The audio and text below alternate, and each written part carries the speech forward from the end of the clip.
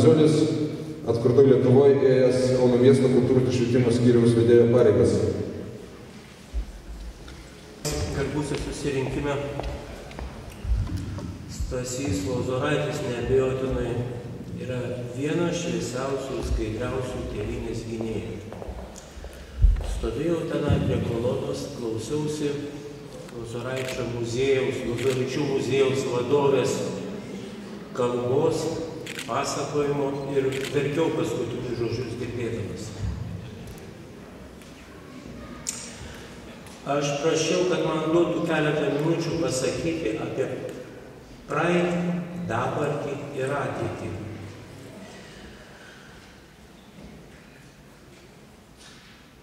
Tai yra apie tėvynės gynėjus ir apie tėvynės pardavėjus. Pagarba ir atmintis tėvynės gynėjų kartų kartoms. Retas jų tėvų žemę paliko natūraliu būdu. Tačiau jų dėka mes šiandieną galime kviesti visus tautos sergėtojus ir protėvių vėliavas susirinkti virš mūsų. Deklaracija Laisva Lietuva. Šių metų vasario 27 diena, Kaunas. Mes, Lietuvos Respublikos piliečiai, Tėvynės gynėjų sąjūdis, skelbiame atstatantys Lietuvos Respublikos konstitucijos viršenybę prieš bet kokias išorės sutartis ir įstatymus.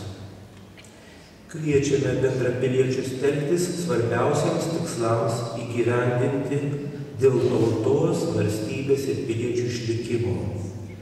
Ir čia vardinami tikslai. Pirma, uždrausti parduoti mūsų tėvų, protėvių ir vaikų žemę, išsaugoti Lietuvos valstybės teritorijos vientisumą. Antra, referendumais spręsti visus svarbiausius tautos, valstybės ir piliečių išgyvenimo klausimus. Trečia, apginti litą ir atgaivinti nacionalinį ūkį.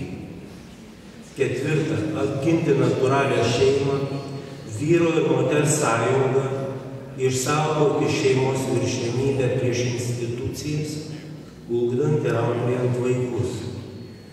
Ir penkta, atstatyti atsakomybę ir tvarką Lietuvos valstybėje.